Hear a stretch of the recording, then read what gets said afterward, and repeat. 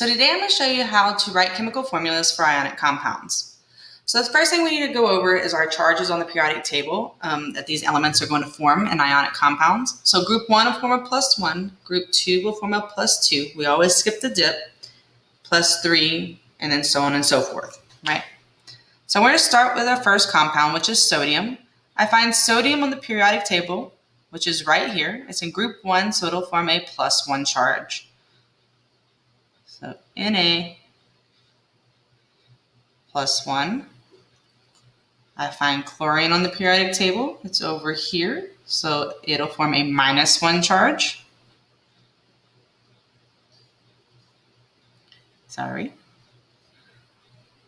Cl -1.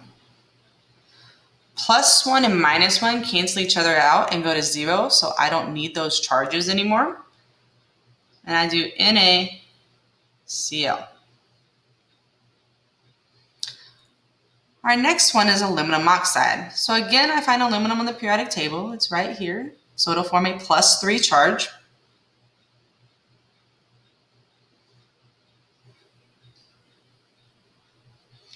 And then I find oxygen on the periodic table, because oxide is oxygen. The O will form a -2 charge. So O -2. So +3 and a -2 do not cancel each other out and go to 0. So we have to do something different this time. We have to do crisscross. We have to take the 2 from the oxygen and give it to aluminum. We don't need a negative sign. Then we're going to take the 3 from aluminum and give it to oxygen. And we have aluminum oxide. So notice so far our compounds have ended with the names of IDE. So we've just been dealing with normal elements off the periodic table. But when we have it ending in ATE or ITE, this indicates a polyatomic ion, and you're going to have to use your polyatomic ion chart. So we'll start by finding calcium. Calcium is right here, so it's a +2 charge.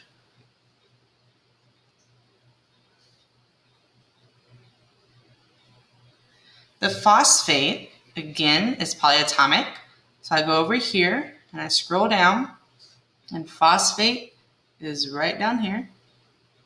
So it's PO4, and that's a charge of 3 on top. So we do PO4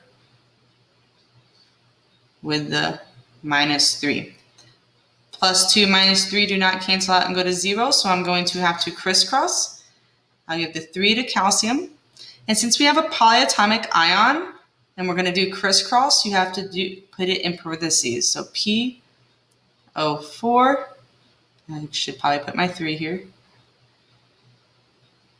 And we're going to take the 2 and give it to phosphate, 2.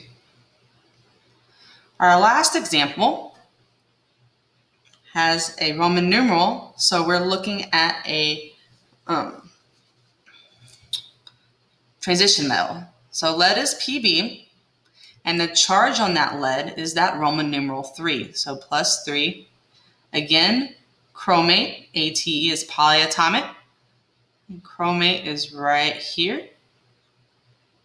Okay, so poly. So chromate is CrO4, and it had a 2- up top, -2. +3 and -2 do not cancel out and go to 0, so we crisscross. We give the 2 to lead,